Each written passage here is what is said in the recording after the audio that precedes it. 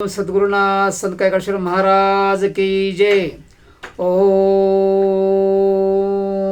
विष्णुदेवाय नमः। ओम गुरुर्ब्रह्मा गुरुर्विष्णू गुरुर्देव महेश्वरः गुरु साक्षात परब्रह्म तस्मै श्री गुरुवे नमः। श्रोते हो, तसेच वारकरी संप्रदाय संत मंडळी, आपल्या समोर आज गरुड पुराण सादर करणार आहे। त्यामध्ये नारायण आणि गरुडेश्वर यांचा संवाद असेल।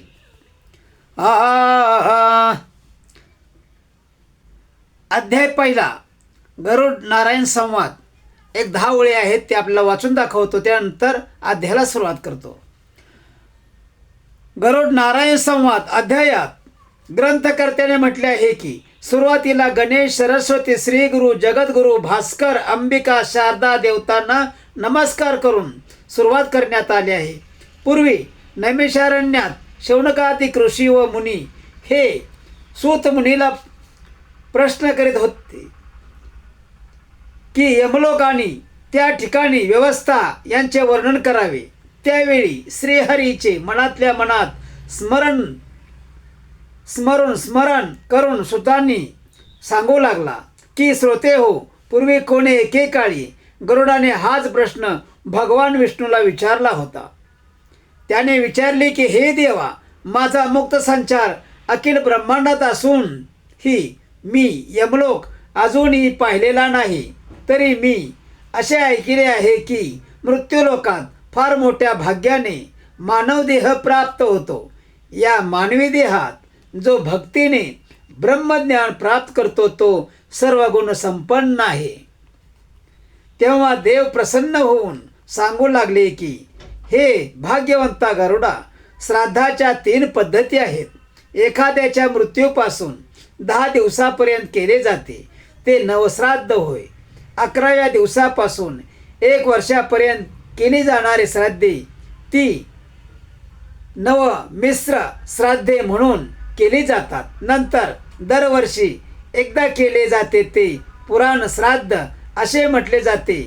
जे नेहमीच आचार धर्मानुसार वागतात त्यांना जीवनानंतर सद्गतीच मिळते, परंतु मानव देहाच्या काळात जे नेहमी दुराचार करतात, कोणत्याही शास्त्रांना जुमानत नाहीत, परंतु जे कायमच अत्याचार करतात, शास्त्रांना विचारित नाहीत, परंतु जिवंतपणे वाईट वाटून जर प्रायश्चित्त घेऊन चांगल्या मार्गाने वागू लागतील तरी ते सद्गतीला जातील, परंतु जे कायम पापेच करीत राहतात ते भयानक अशा नरकात जातात। नंतर नरक यातना संपल्यानंतर त्यांना परत मानवी शरीर मिळते। तेव्हा त्यांच्या कर्मानुसार मिळणाऱ्या दुःखाचे वर्णन करून हरीने स्वधर्माचरणाचे महत्त्व वर्णन केले आहे। काम व क्रोध यांचे वाईट परिणाम सांगून दानाचे महत्त्व सांगितले आहे। हा संवाद आपल्या समोर वाचवून दाखवताना फार आनंद होत आहे आणि आपण सर्वांनी आनंदामध्येच ऐका। ओम श्री गणेशाय नमः। ओम सरस्वते नमः। श्री गुरुभ्यो नमः। जय जय सद्गुरु कर्पूर गौरा, अनन्य भक्तांच्या माहेरा, चतुराननादी सुरवरा, स्मराहरा गम्यतो। भक्तवत्सला भक्तपाळका, नमन माझे गणनायका। आदित्याने कंसांतका, देवी अंबिका नमस्कारो। चतुष्ट वाचांचे स्वामिनी, जी राहिली मातृका लक्षणी, ती ब्रह्मकुमारी लागुनी, अंतःकरणी ध्यायीजे। सकळ देवता सहशिवाशी, पुन्हा नमस्कारो नियाज्ञेशी, माझो निया प्रेत कल्पाशी, प्राकृताची आरंभितो। नैमिषारण्ये सूत मुनी पुराण सांगे अनुदिनी तो कोणी केदिनी व्यासासनी बैसला तया ते ऋषी शौनिकादिक प्रश्न करीते झाले सम्यक यम सर्वांचा जो अंतक यातनानेक करीतसे तयाच्या लोकांचा विस्तार आणि जीवांचा आचार देह त्यागिल्या कर्म प्रकार कैसा नरजीव भोगितसे हे आद्यंत निरूपण पुराण संज्ञा संक्षेपान आम्हा सर्वांनी कथन एकीकडून पैकी जे ऐसा ऋषीचा प्रश्नार्थ ऐकोनी सुत हर्षयुक्त दृढ धर्मवृक्ष भगवंत तयाशी नेमस्त स्तवितसे म्हणे वृक्षरूपी तू भगवान वेद तुझे स्कंद जान पुराणे त्या शाखा घन यज्ञ सदक्षिण ती कुसुमे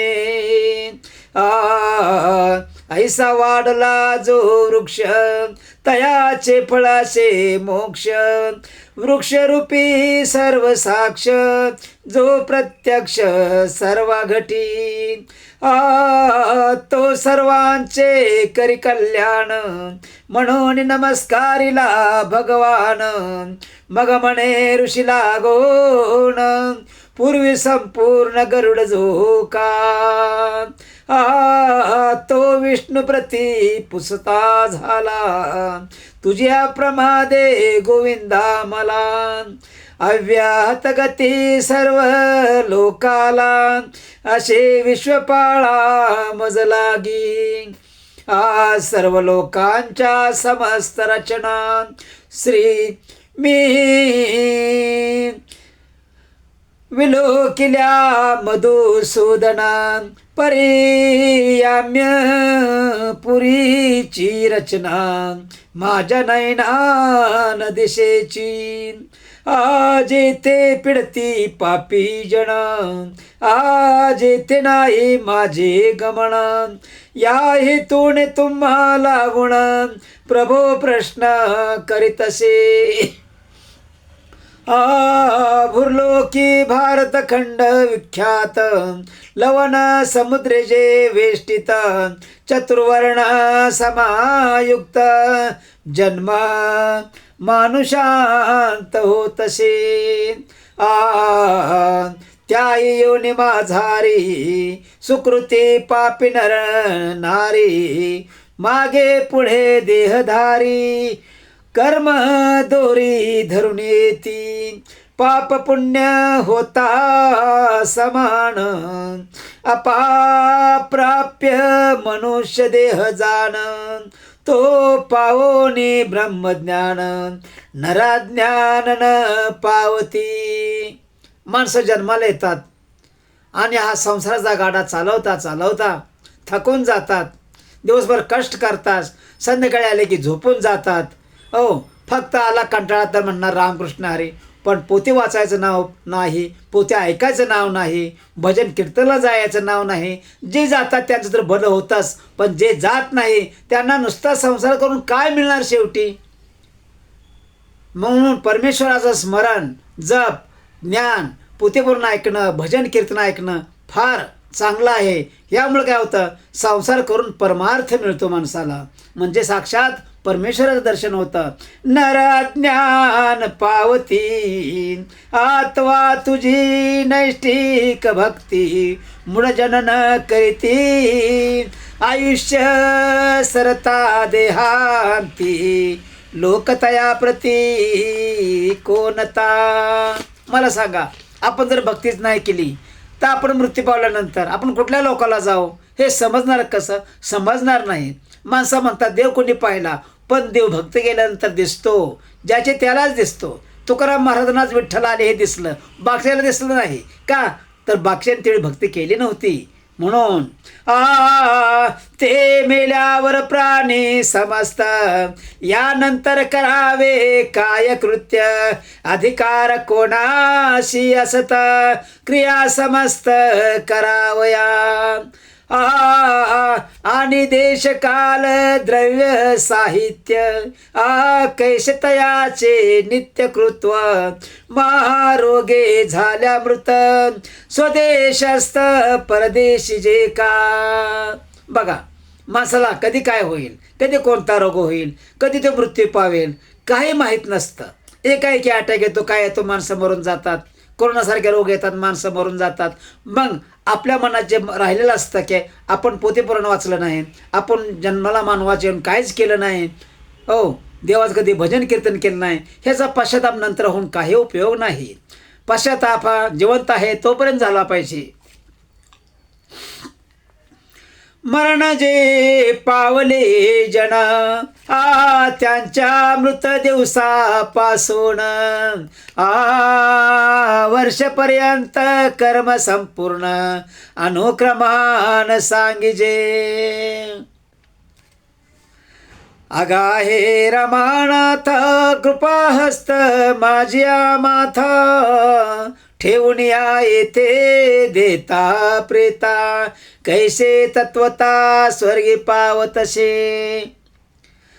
ते माधवा निरूपण मज कीजे सकल आपण, तारक्ष प्रश्न भगवान ऐकून जनार्दन बोलिला.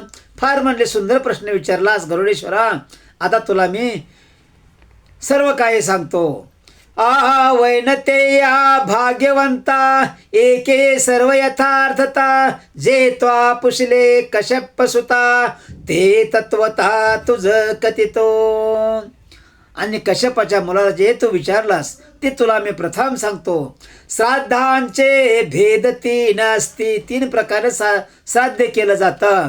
नवाने नवमिश्र म्हणती, तिसरे पुराण निसृती, श्राद्ध पद्धती ऐशी विधा.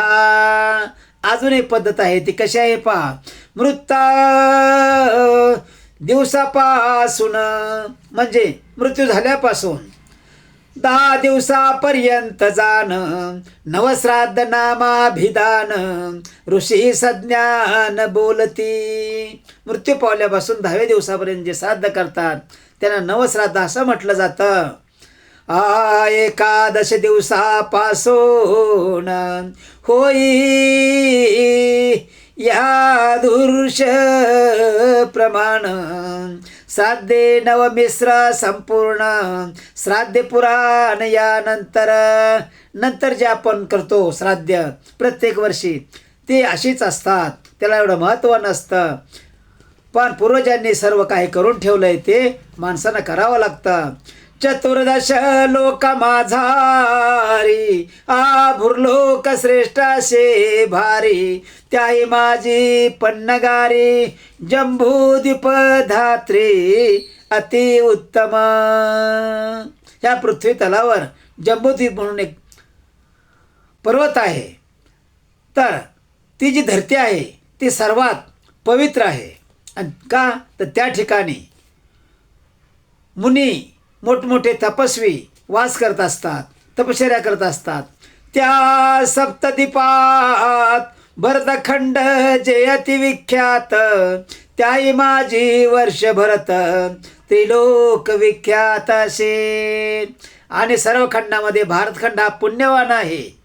सप्तदीपामध्ये सुद्धा आपला भारतखंड पुण्यवान आहे. का तर या ठिकाणी भागीरथी म्हणजे गंगा वाहत आहे. त्यात जे भागीरथी तीर सर्व दोषाशी जाळणार, या तुल्यान्य लोक समग्र न होती खगेंद्रा कल्पानी. बघा, गंगेमध्ये स्नान केल्यानंतर माणसं कशी पापाचा नाश होऊन पुण्यवान होतात. आणि दुसरं गंगेचं स्वरूप आहे, पाताळामधून वाहते, ती भागीरथी गंगा आहे. कारण भगीरथानं स्वर्गातून ब्रह्मलोकातून गंगेला बोलवून घेतलं. आणि गंगेला सुद्धा अहंकार झाला की माझं वजन कोण सहन करेल, मी इतक्या उंचीवरून वाहणार. त्यावेळी भगीरथाने सांगितलं कोण आहे असा. तर गंगेनं सांगितलं शिव भगवंत आहेत, त्यांची तपश्चर्या कर, त्यांना प्रसन्न करून घे आणि मला खाली बोलव, तेच माझा भार सहन करू शकतात आणि मग ह्या पृथ्वीवरून आपल्याला खाली पाताळामध्ये जाता येईल. भागीरथी मत्स्वरूप ब्रह्मांडही जारते अल्प, तेथे सर्व जीवांचा जल्प शास्त्ररूप पै असे. जे शास्त्राप्रमाणे आचार करीती ते मेले अथवा जिवंत असती, परितयाशी दुर्गती न पडे निसृती कधीही.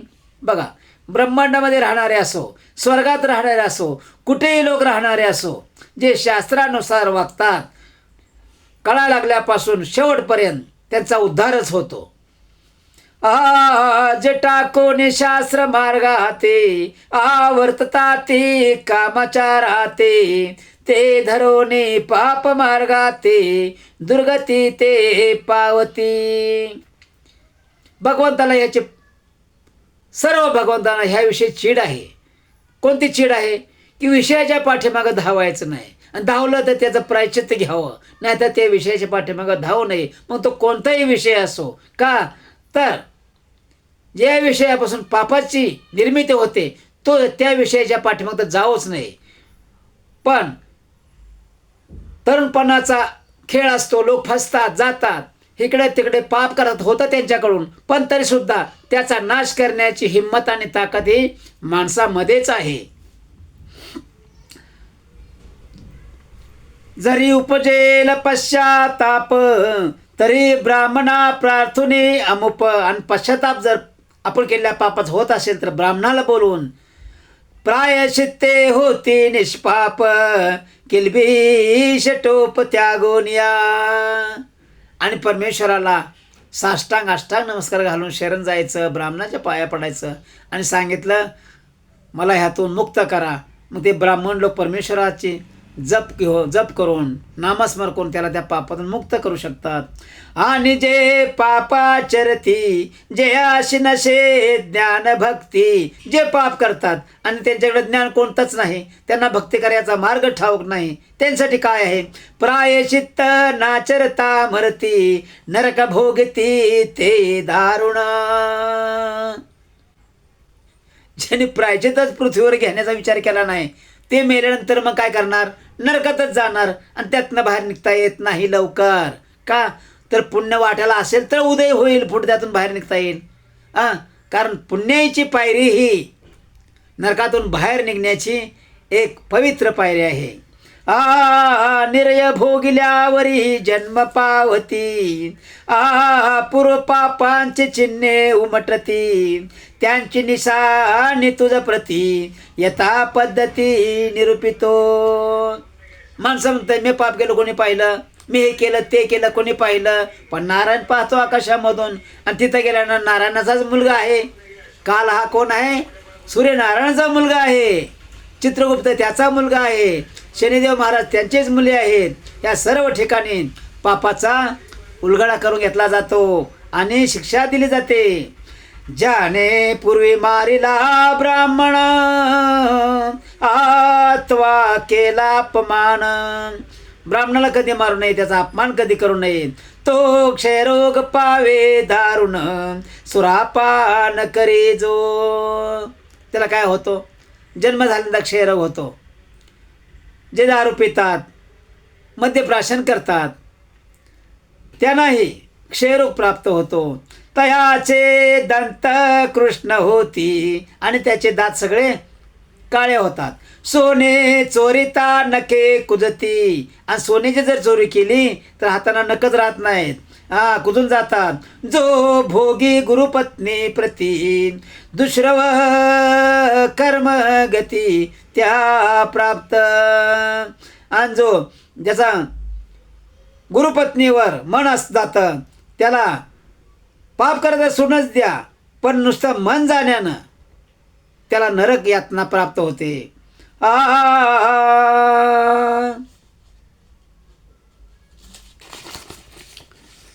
आपण अथवा अनेक कोणी वृत्ती दिदली ब्राह्मणाला गुणी हरितासाठी सहस्र वर्षे प्राणी कृमियोनी विष्टेत पावे. आणि ज्ञानी माणसांनी काय केलं पाहिजे?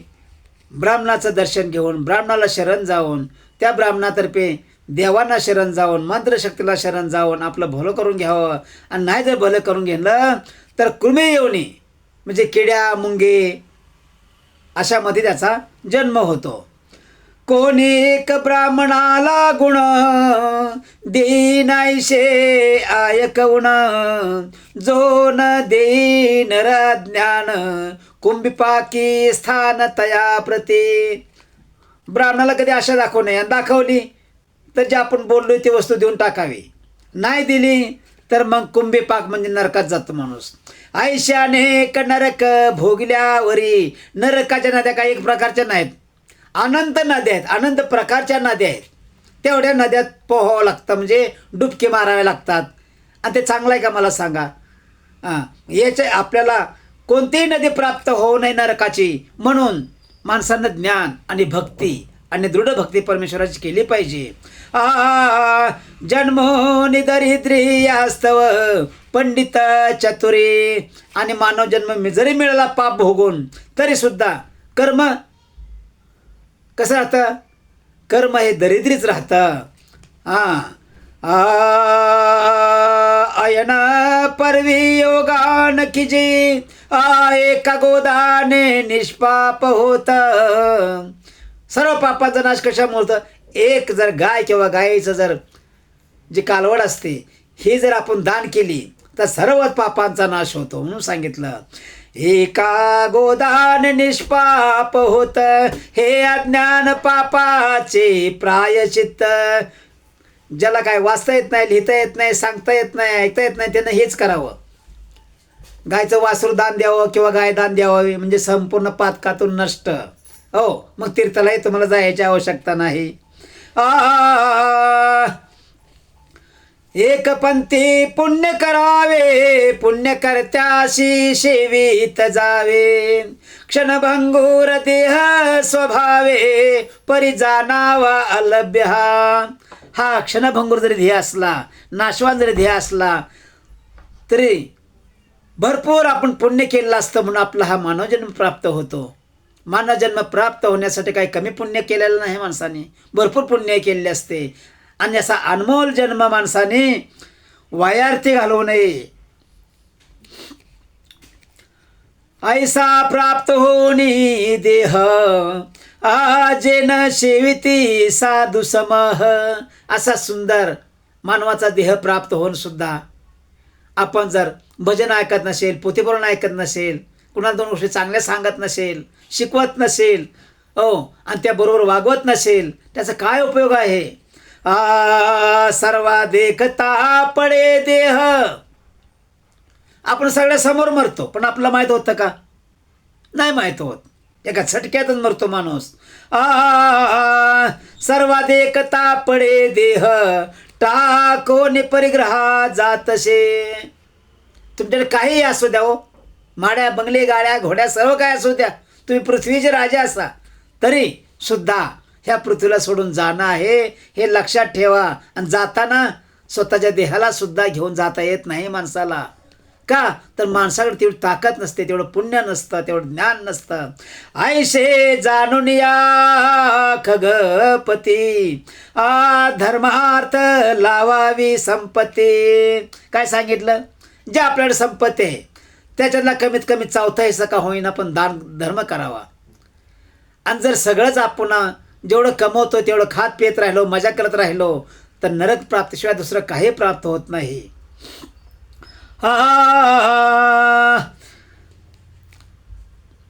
गृहामध्ये धनाची वस्ती सुहृद सांगाती स्मशाने. बघा, घरात अख्खं घर धनानं भरले पण पोरबाळांनी काय केलंय? दोन आडव्या काठ्या दोन उभ्या काठ्या टाकला, दुसऱ्याच्याच गंजेची पिंडी आणून वर हात राहायची झोपायचा, चालला घेऊन. राम नाम सत्य आहे. आई त्याला पहिलं जेवणपणे जर सांगितलं असतं तर आज कशाला वेळ आली असती त्या ताटी झोपायची. पण माणसं तसं करत नाहीत. आई वडील अज्ञान असतील तर त्यांनाही सांगितलं पाहिजे मुलांनी, अहो काहीतरी भक्तिमार्ग स्वीकारा. काय आयुष्य गेलं, कमीत कमी निम्या वयापासून अर्ध्या वयापासून तरी करावं लागा. किंवा कुणाला कोणता दारूचा नाद आहे, कोणाला कसा झोगराचा नाद आहे, ह्यापासून त्या वडिलांना बाजूला घेतलं पाहिजे, त्यांना चांगला मार्ग दाखवला पाहिजे. किंवा मुलं तसं वागत असेल तर आईवडिलांनी त्या मुलाला चांगला मार्ग दाखवला पाहिजे. शरीर ते अग्नी जाळीत पाप पुण्य सवेत. जरी देहाला अग्नीमध्ये जाळून त्याची राख केली तरी पाप पुण्य हे संगच असतं. कारण पाप म्हणजे मन आणि पुण्य म्हणजे ईश्वराची शक्ती.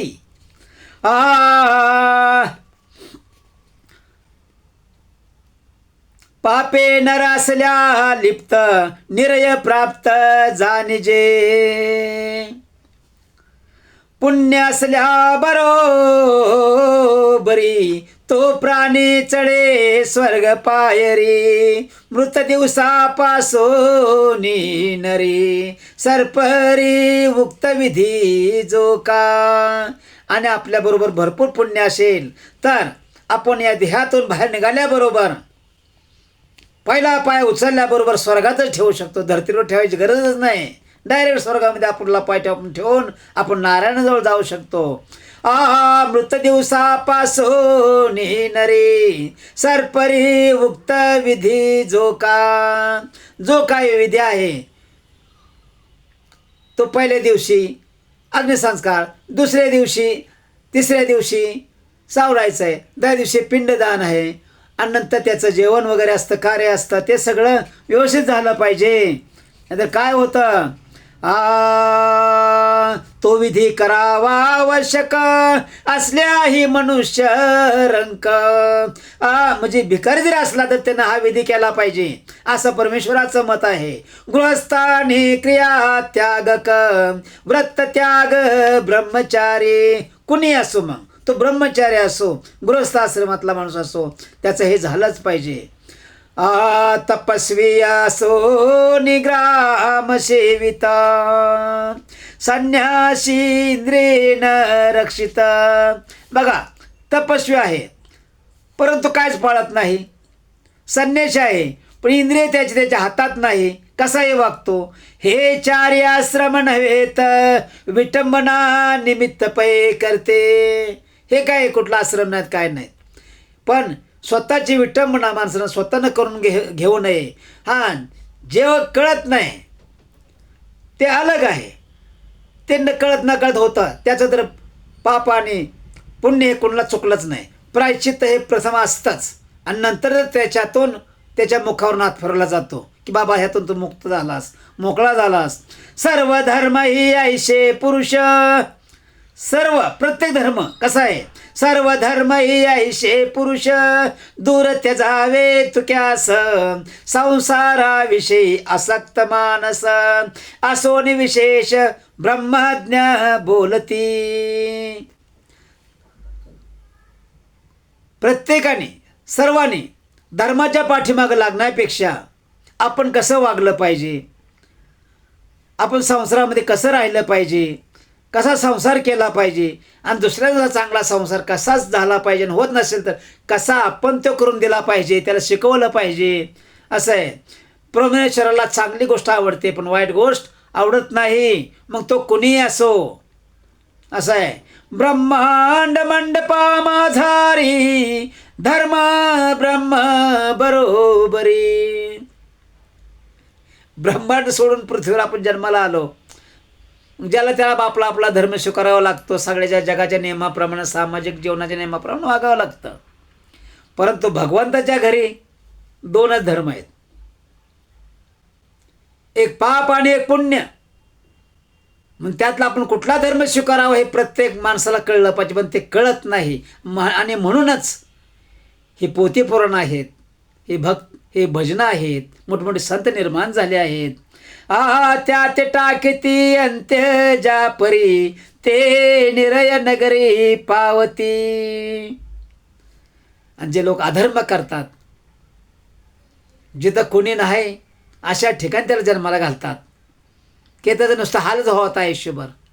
आणि पुण्यवानाला अशा ठिकाणी काय जन्म घालतात की ध्रुव बाळाला कसं आढळपद भेटलं, असं आढळपदही भगवंत देतो प्रत्येकाला, देत नाही असं नाही, पण तेवढे पुण्य करावे लागते. जरी स्वधर्माशे हीन, स्वतःचा धर्म जरी हीन असेल तरी उत्तम परधर्माहुण, स्वधर्मे मेल्याही कल्याण, परधर्माने वाचता भय. दुसऱ्याच्या धर्माचा विचार करू नका, तुम्ही ज्या धर्मात जन्माला आलाय त्या धर्माचा विचार करा. आणि जर आपलं वाटलं आपला धर्म लहान आहे, तुच्छ आहे, तरी त्याला तुच्छ मानू नका. माझा धर्म आहे आणि तो श्रेष्ठ आहे म्हणून परमेश्वराचं भजन कीर्तन करा, तो तुमचा उद्धार करील. तस्मात या उभय लोकात आचार्य श्रेष्ठाशे सत्य. संपूर्ण हे लोकांमध्ये अनंत ब्रह्मांडामध्ये वागणं श्रेष्ठ असावं. आचारहीनाशी वेद पुनिता. जो आचारहीन माणूस आहे, मी नुसता म्हणतो, कळत तर काहीच नाही, आणि कळत असून न कळत्याच रूप घेतो, अशा नाही ती शिक्षा आहे. न करे ते नित्य पठता आहे.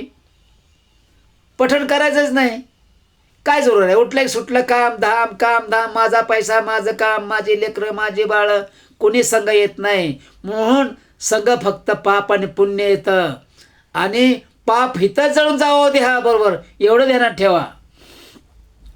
आचार श्रेष्ठाशे सत्य,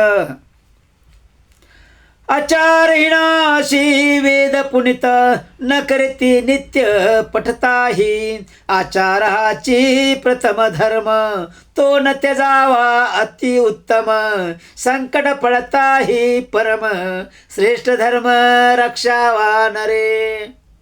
आपलं काय समजत नाही, आपण संसाराला त्यागून गेलोय, त्या टायमाला ब्राह्मणानं विचारावं, एखाद्या ज्ञानी माणसाचा विचार घ्यावा आणि त्या विचारानं वागावं. म्हणजे काय होईल, आपल्याला होणारा त्रास राहील, होणार नाही तो त्रास. सात्विकांची करावी संगती. बघा, संगत कोणाची करायची, चांगल्याच माणसं संगत करायची. चांगला म्हणजे तो धनवान असावा असं नाही. चांगला म्हणजे जो ज्ञानी आहे, हुशार आहे, जो संत महात्मा आहे, जो भगवंताकडे ओढ आहे, अशा माणसाची संगत करावी. म्हणजे त्याच्या संगतीनं पापाचा नाश होतो आणि तो त्याच्याबरोबर त्याचाही उद्धार होतो. त्याचा वे राजसत्ता मसा प्रती. ज्याचे संगती दोषांची प्राप्ती, होय नरक प्राप्ती अनुसेवने. आपल्या बाजूला एखादा खातोय पितोय मजा करतोय, त्याला वार काय कळत नाही, सणसूद काय कळत नाही, अशाची संगत करूच नाही, नाहीतर चांगलाही बिघडेल आणि नरक प्राप्तीला जाईल. स्वर्गी जाते सात्विक जन.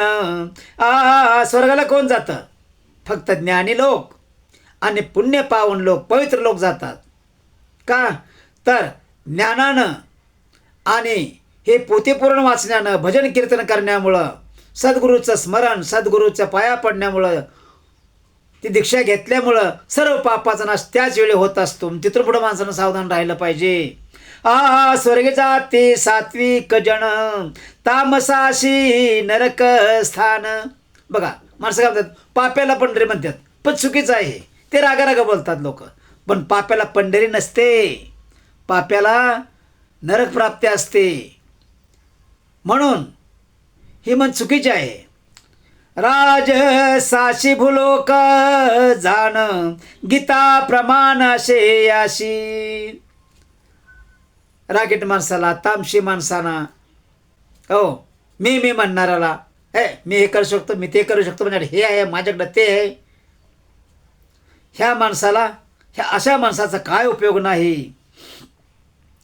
अग्निवर्जित जे ब्राह्मण, कधी न करती होम हवण, आणि राजा ब्राह्मणहीन कुठ विक्रयीन वैश्य जो का. ब्राह्मण जन्मामध्ये कुणी सत्यनारायण पोथी वाचले पाहिजे, कुणी अग्निपूजन केलं पाहिजे, कुणी काय काय केलं पाहिजे, ह्याची त्याने उदाहरण दिलेले आहेत. तो आणि शूद्र जातीत जन्म पावोनी सेवन करीत पत्नी पती लागी वंचित नरक निश्चित भोगिती हे. पत्नीनं पतीपासून काय दडवून ठेवू नये, पतीनं पत्नीपासून काय दडवून ठेवू नये. म्हणजे काय होत असतं, आपण कसे वागतो हे कळतं आणि पुढचा चांगला मार्ग आपल्याला धरता येतो.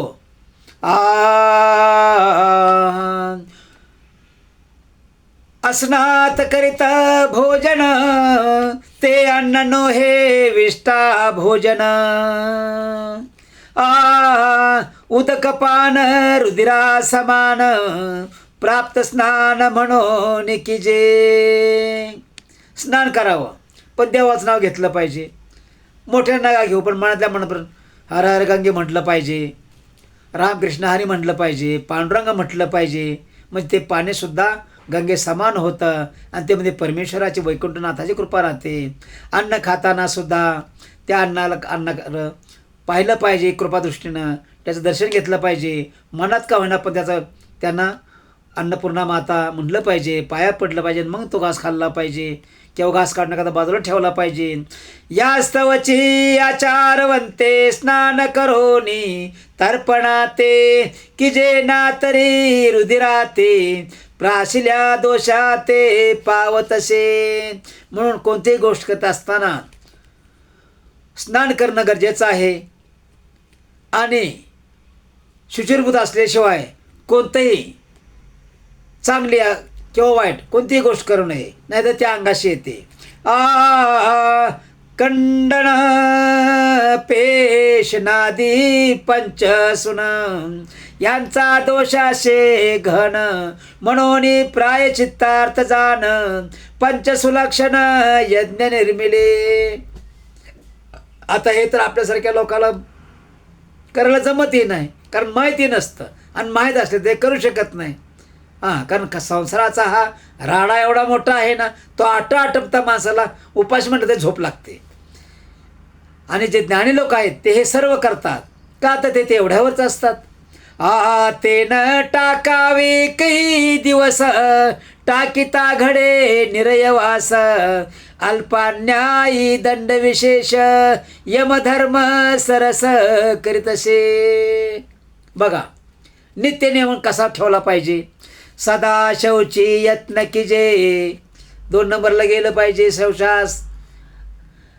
धर्ममूल शौच जानिजे बाह्य शौच मृजले की जे अंतरी धरीजे शुद्ध भाव. स्नान संध्या करताना व्यवस्थित केलं पाहिजे, स्वच्छता पाळली पाहिजे आणि शुचिर्भूत झालं पाहिजे. काम क्रोध आणि लोभ, बघा या 3 गोष्टी, काम क्रोध आणि लोभ हे अंतर मल स्वयंभ. शिवमळ काय करून त्या बापाला निघत नाही बाहेर. का निघत नाही, तर मी म्हणणारा जरी असला त्याला लोभ आहेच, त्याला राग आहेच. हो, आणि ते इकडून तिकडून कसं तरी न बघण्यासारखं पण बघतंच. का, तर कर्मात ज्या गोष्टी घडणाऱ्या असतील त्या घटल्याशिवाय राहतच नाहीत. आणि ह्या जर घटवायच्या नसतील, ह्या जर गोष्टी आपल्याकडून घडल्या नाही पाहिजेत असं वाटतं असेल, तर उठता बसता तुकाराम महाराजसारखं रामकृष्ण हरी विठ्ठल पांडुरंग म्हटलं पाहिजे. आणि हे प्रत्येकाच्या स्वाधीन नाही, प्रत्येकाला जमत नाही. काम जिंकावा धैर्य करुणी. बघा एखादा पैलवान असतो आणि फडात दंड ठोकतो का नाही, मी तुला पाळीनच, तुला लोळवीनच. तसं ज्ञान बळकट पाहिजे, बुद्धी बळकट पाहिजे आणि स्वतःच्या मनावर विश्वास पाहिजे, ताबा पाहिजे की मी हा डोंगर चढून जाईन तर तो जाईलच. आणि खाली जर म्हणला कधी जायचं, त्यानं बापाचा हात धरला तरी मी तो जाऊ शकत नाही. तसं धैर्य म्हणजे माणसाकडं जसं संत साधूकडं तपोबल असतं, असं आपल्याकडं मनाची शक्ती तरी भरपूर पाहिजे, विचार शक्ती तरी भरपूर पाहिजे. संतोष लोभाची निशानी सुज्ञानी मोडावी लीला मात्रे. एवढा बी लोभ नसावा की कोणतरी आपला अपमान करावा, हो एखाद्या कानाखानी मारावी. म्हणून लोभ कसा असावा, कोणी 5 बोटांनी दान धर्म जर केला, हे घ्यावं किंवा आग्रहानं 2 सुंदर गोष्टी बोलून जेवाय घातलं ते चालतंय, तसा लोभ असावा. पण लोभ करायचा आणि एखाद्याला दरिद्री बनवायचा, एखाद्याला सगळंच काढून घ्यायचं आणि आपण मोठं व्हायचं, त्या अशा लोभाचा काय उपयोग नाही. दान, अध्ययन आणि होम, अध्ययन करणं सुद्धा दान धर्म इतकं श्रेष्ठ आहे, होम करणं सुद्धा तितकं श्रेष्ठ आहे. या धर्मे ब्राह्मण उत्तम, गती पावे तराशी सुगम. आणि ब्राह्मण लोक हे सर्व करतात, म्हणजे सगळेच करत नाहीत, पण कमीत कमी 50% तरी करतात. त्यामुळे त्यांना भगवंतापर्यंत जाता येतं. गती पावे तराशी सुगम, दाननिहा संभ्रम गतीप्रद. ज्याला पूर्ण माहिती आहे त्यांनी यज्ञ करावेत, स्वतःचेही करावेत, लोकांचेही करावेत. त्यामुळं पुण्याचा अंश निर्माण होतो. परमेश्वरापर्यंत जाणारा रस्ता आपल्याला ह्या दोन्ही डोळ्यांनी दिसतो, दिव्यदृष्टी प्राप्त होते. कोणत्याही माणसाला चांगल्या मार्गाने लावावं. रस्त्यात खडा पडला तर बाजूला टाकावा, बाजूचा रस्त्यात नाही टाकावा. बाजूच्या रस्त्यात टाकणारी काय माणसं आहेत, पण असे माणसं, अशी लोभी माणसं नसावीत. जी पूर्वी न केले दान, ते नर दरिद्री होऊन. ज्याने मागच्या आयुष्यात दान धर्म नाही केला ते ह्या जन्मी गरीब झाले, ह्या जन्मी दरिद्रपण आलं. दिनवाणी भाकोनी अन्न, मागती मलिन होऊन ती. बघा, भिक्षा मागायला माणसं येतात दारामध्ये, पण फाटकी तुटकी का घालत कपडे? चांगले कपडे घालून मागितलं काय कोण देणार नाही का? उलट कोरबत जास्त मिळेल ना, पण ते लोकांना समजत नाही.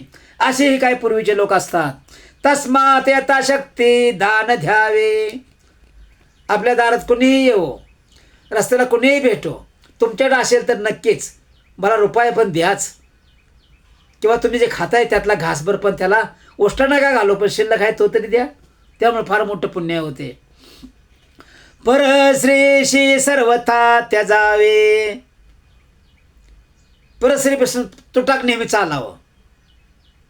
तिला नकळत धक्का लागेल आणि ते आपल्याला 4 चपल्या मारेल आणि ते 4 गोष्टी बोलेल. अशी वेळ कधीही येऊ नये म्हणून नेहमी तुटाक राहून चालावं. कुणाकडे बघूही नाही. कारण आजकाल कसं आहे, न बघितलं तरी आळी येण्याचा संभव असतो, म्हणून बघूच नाही. आपलं खाली बघून चालावून खाली बघून यावं, पण रस्ता व्यवस्थित दिसावा एवढं ध्यानात ठेवा. परश्रीशी सर्वथा त्याजावे, भोगिता प्राप्त स्वभावे. होईन भोगवे तैसा नरक. सगळ्यात वाईट गोष्ट असेल तर नरकाची. कुणाचे वाट्याला नरक प्राप्ती येऊ नये रे परमेश्वरा. बाकी मी तुला काय मागत नाही. सगळ्याला ज्ञान दे, वैभव दे, सगळ्याला भक्ती मार्ग दे. पण त्या मार्गापर्यंत त्याला तो जाऊ नये असं कर बाबा. नहुशेषची इच्छा धरली. बघा, नहुष राजाची कथा या ठिकाणी आली. नहुशेषची इच्छा धरली, चंद्राने गुरुपत्नी भोगली. नहुष राजाला वाटलं मला इंद्रलोक प्राप्त व्हावा, पण तिथं गेल्यानंतर विभिचारी बनला. मग बृहस्पतीने शाप दिला, तू साप हो. लगेच मानवात देवाचा देह नाहीसा झाला आणि साप झाला. का तर सप्तऋषीनं म्हटला, इंद्र गेला भिवून पळून. मग काय करा, तुम्ही सगळे मला पालखीत बसवान चला. आणि सगळे ऋषींनी खाद्य दिले आणि वर नसतात चापकानं मारायचा त्यांना. चला लवकर, चला लवकर. मग ऋषीने शाप दिला, हे नहुषा तू सर्प बन. नहुष सर्प झाला. प्रजापतीला गी भुली. आणि चंद्रचं मन गुरुपत्नीवर गेलं, गुरुपत्नी भोगली. म्हणून त्यांच्या पोटी बुध जन्माला आला. ही गोष्ट खरी आहे, परंतु त्यामुळं काळा डाग लागला कायमस्वरूपी, कोड भरला. मग खाली पृथ्वीवर आले, शिवाची भक्ती केली. त्यापासून जरी मुक्त झाले तरी बघा की कुठं ना कुठं त्यांना दिसतं आपल्याला काळा शिका पांढरा टिका दिसतोच की, तो दिसला नाही पाहिजे. प्रजापती लागी भुली पडली स्वकन्या देखता. प्रजापतीला सुद्धा मोह आवरला नाही. स्वतःच्या मुलीकडे त्यानं वाईट वागण्यानं वाईट दृष्टीनं पाहिलं. वृषभ ध्वजे पाहुनी मोहिनी. मोह पावला देव शिरोमणी. तस्मात स्त्रियानी सुरा प्राशनी मोह झडपणे होतसे. बघा, साक्षात शिवाच्या पाठीमागं भस्मासूर लागले. थांब, भस्म डोक्यावर ठेवते, भस्म करतो तुला. थांब, डोक्यावर ठेवते, भस्म करतो तुला. आणि भगवान पळत सुटले आणि पळपळून थकले आणि एका ठिकाणी वडाच्या वृक्षाचं रूप घेऊन उभे राहिले. भगवान नारायणाने ते ओळखलं आणि ताबडतोब मोहिनी रूपात प्रगट झाले आणि त्या भस्मासुराचा नाश केला. आणि तेवढ्यामध्ये काय झालं, शिवाने आपला वृक्षरूपी देह त्यागला आणि प्रगट झाले आणि त्या मोहिनीला मिठी मारली. मिठी मारल्याबरोबर विष्णू भगवान म्हणले, अहो सदाशिवा, मी आहे, मी नारायण आहे, मला कुठे मिठी मारताय. तेवढ्या दोघांच्या देहातून जे चिंगारी बाहेर पडली, जे तेज बाहेर पडलं, तो हनुमान.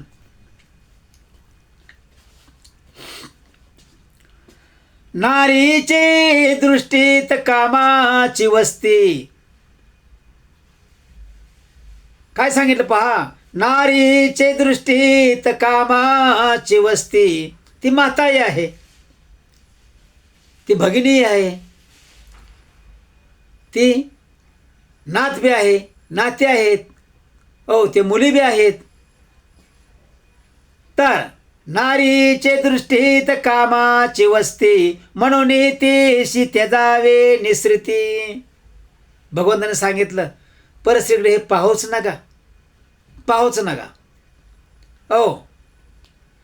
नेहमी कसं आहे, कामापुरतं पाहावं, काम झालं की ते विषय सोडून द्यावा.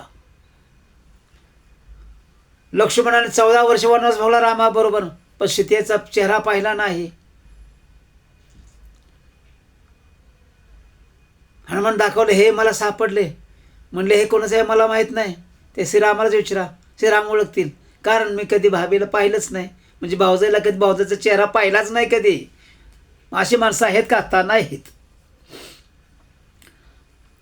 आयशे आचरण जे करीती ते मेल्या पावती स्वर्ग सुख.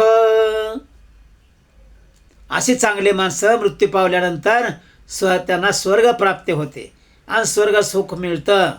कुठपर्यंत? जोपर्यंत पुण्य आहे तोपर्यंत. जैसे शीतकाळी उष्णकाळी तैसे कर्म करावे वर्षा काळी. बघा, पावसाळा आहे, हिवाळा आहे, उन्हाळा आहे, हा येतो जातो, येत जात राहतच असतो. त्याप्रमाणे माणसानं वागावं.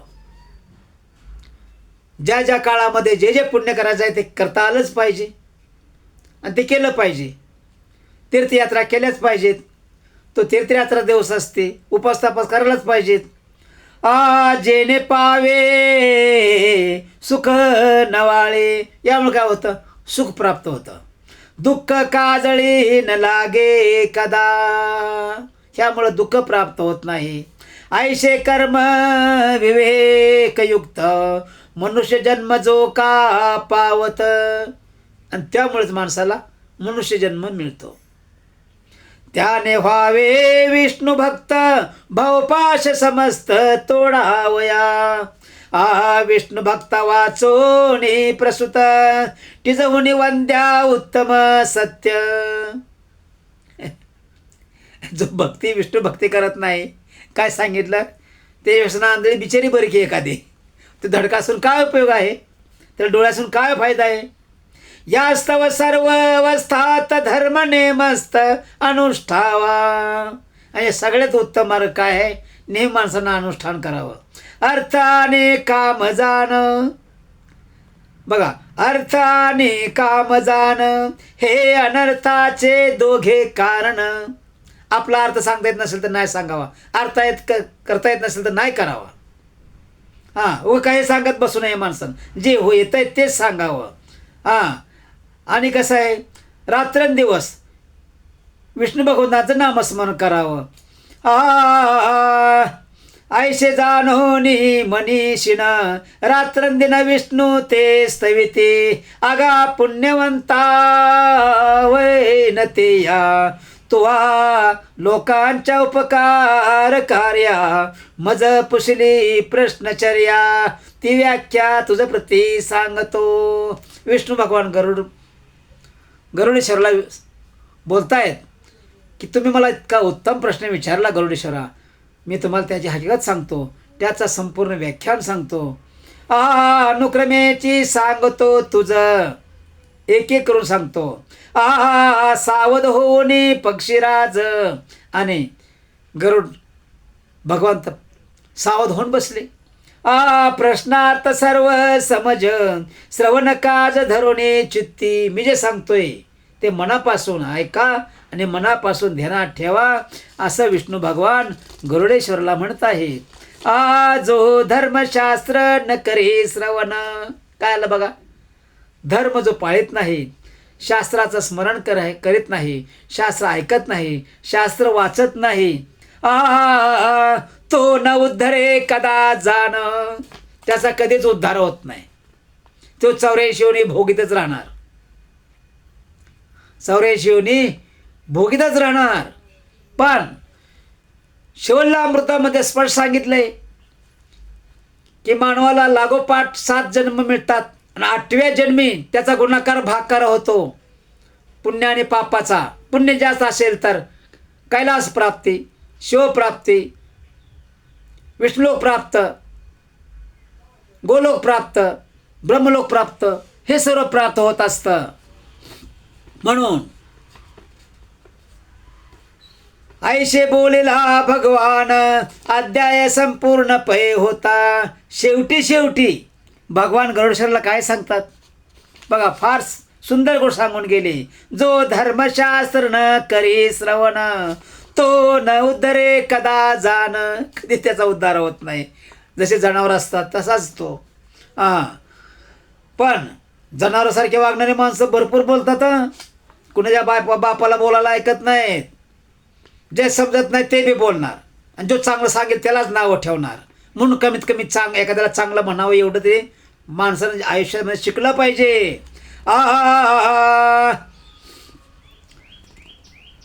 गरुडा पुराण माझारी पवित्र प्रेतकल्प भारी. गरुडाशी निरोपी श्रीहरी ऋषीशी संत्रांतरी कथी सुता. आणि त्यांना जे काय सांगायचं सांगितलं आणि मग निरोप दिला. माधव विनवी कर जोडून. बघा, साक्षात भगवान सुद्धा हात जोडून विनवतायत मानवाला. काय म्हणतायत, मी बोलिलो प्राकृत वचन. हा माधव विनवी कर जोडून. याचा अर्थ काय, हा माधव आहे, हा लेखक आहे, ह्या जन लिहिलं आहे. परमेश्वराची कृपा ज्याच्यावर झाली आहे त्याचं नाव माधव आहे. तो हात जोडून काय म्हणतोय, मी बोललो प्राकृत वचन श्रोत्रे साधुने न्यून्यपूर्ण. मी प्राकृत भाषेमध्ये सांगितलंय, हे तुम्ही याचा अर्थ व्यवस्थित करा आणि मनापासून समजून वागा. कृपा करून करीत जावे. इति श्री गरुड पुराणे प्रेत कल्पे गरुड नारायण संवादे प्रथमोऽध्याय गोडहा. पुंडलिक वरदारी विठ्ठल श्री ज्ञानदेव तुकाराम पंढरीनाथ महाराज की जय.